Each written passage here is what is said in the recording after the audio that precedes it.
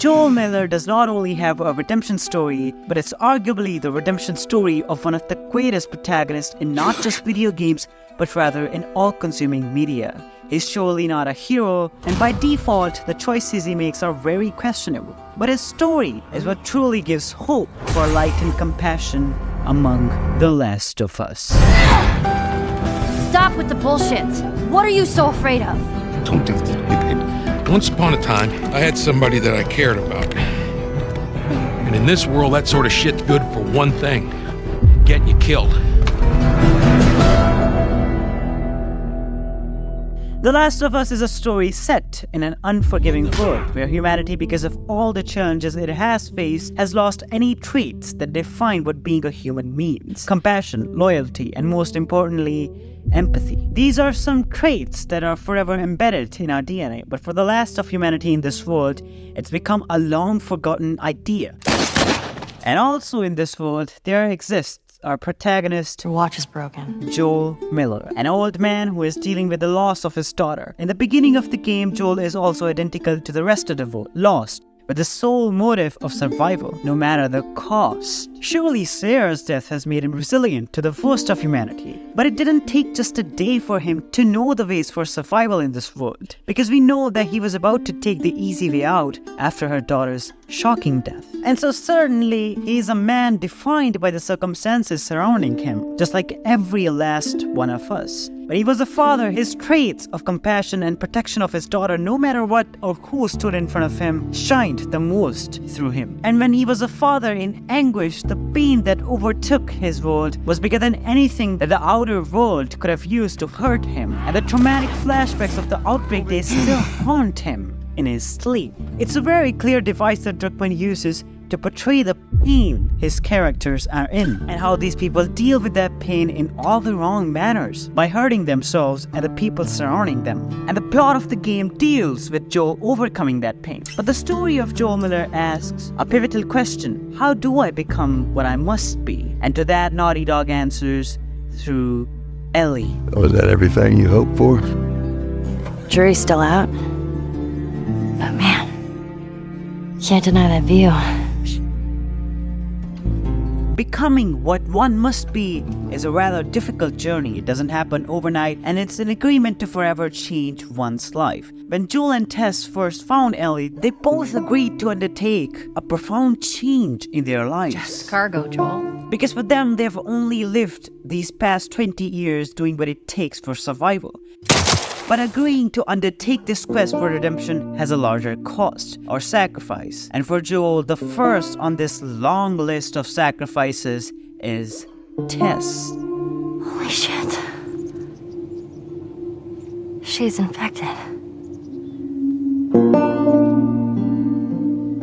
What initially seemed like a simple smuggling mission to Joel has now become much larger than that. But he surely thinks for a moment, remember the woman who stood beside me all these years? Maybe I don't believe in a cure or a better world, because I've seen what people in this world are capable of. But I cannot let that woman die for nothing. Tess couldn't have died for nothing. This realization puts much more weight on this quest compared to the beginning of the game. And for Ellie, the importance of this quest has risen even more, because she already carries the weight of her best friend's death upon her, for which she believes she's responsible for. Or even worse, she feels guilty for being the only one who could survive from that horrendous event, and now she carries the guilt for Tess's death too. But only does she know it's just the beginning.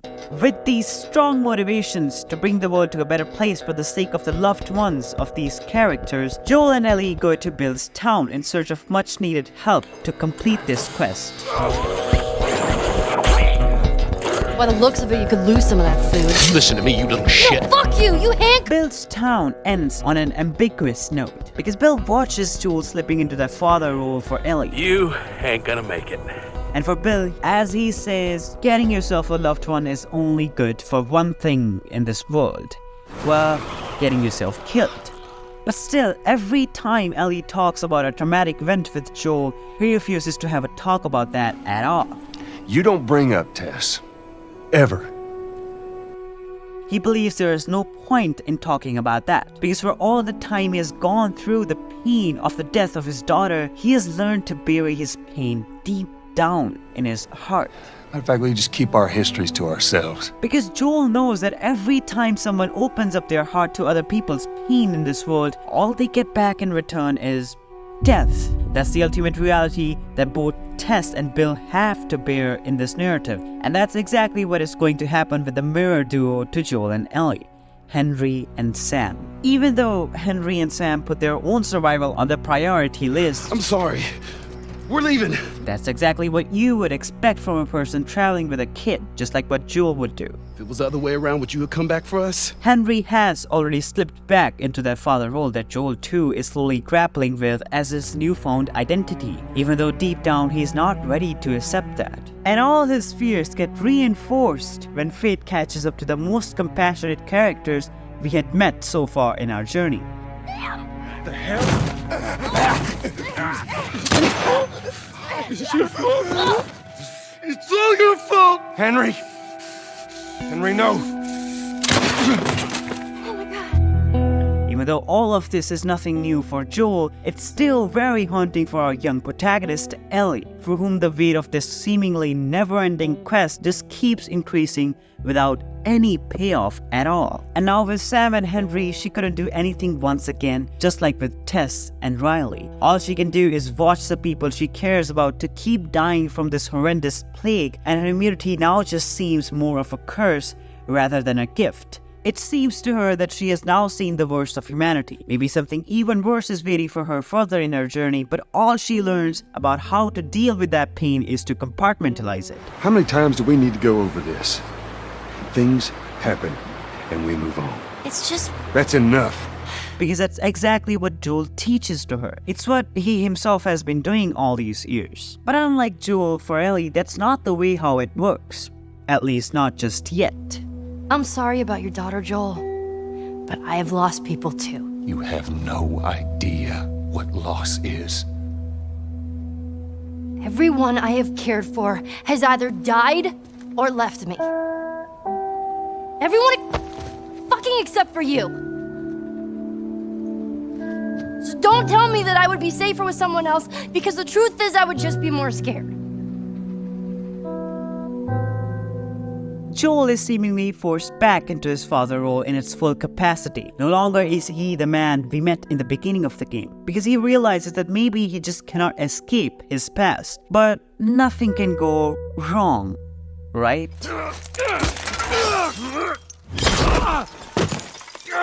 Just as Joel opens his heart to Ellie's pain, his reward is simply more pain. And it once again becomes Ellie's ultimate lesson to bear, only this time it is also her worst nightmare coming to reality.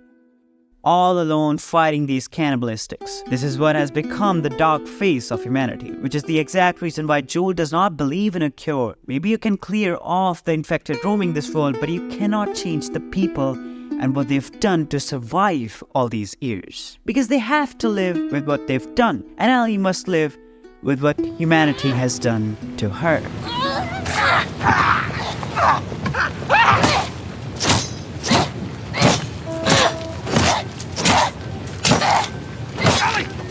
Stop! Stop! Fucking touch me!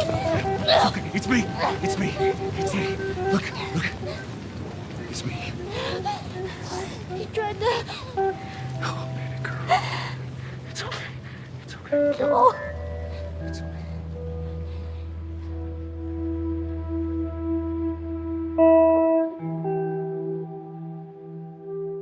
Once again, the screen fades to black one last time to reveal the final chapter, Spring, and likely a very clear portrayal of Joel's newfound life.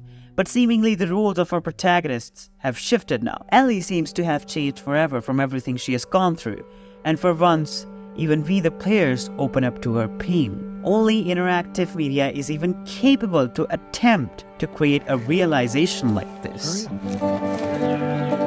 on. Right there. So fucking cool.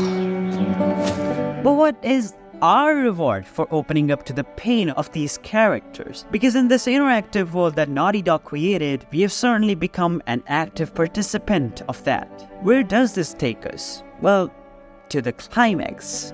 Welcome to the Fireflies. We now understand Joel more than ever, having just seen what humanity is capable of. We understand that there is no cure that repairs the damage that has been done, and we cannot let Ellie die for the ugly face of the last of us, the last of humanity. And while his actions cannot be justified in any manner, we all empathized with his situation back in 2013 when we first played this game. But the truth is, what he did became the reason for lifelong trauma for a very unfortunate person. And I've already made a video on her, which you can check out. And while the lie he told was what needed to be done, at least according to Joel, but for Ellie this traumatic quest was seemingly for nothing. And very clearly she does not believe the lie that Joel told to her. This is what drives us to the beginning of the second game, a last ride, or rather a last hurrah with our changed man. No longer is he the traumatic man Naughty Dog gave us in the beginning of the first game. Ellie is whom he found to keep fighting for, and it becomes his greatest promise to Ellie that he will continue to protect her no matter what, assuming she never gets to know about the Firefly incident.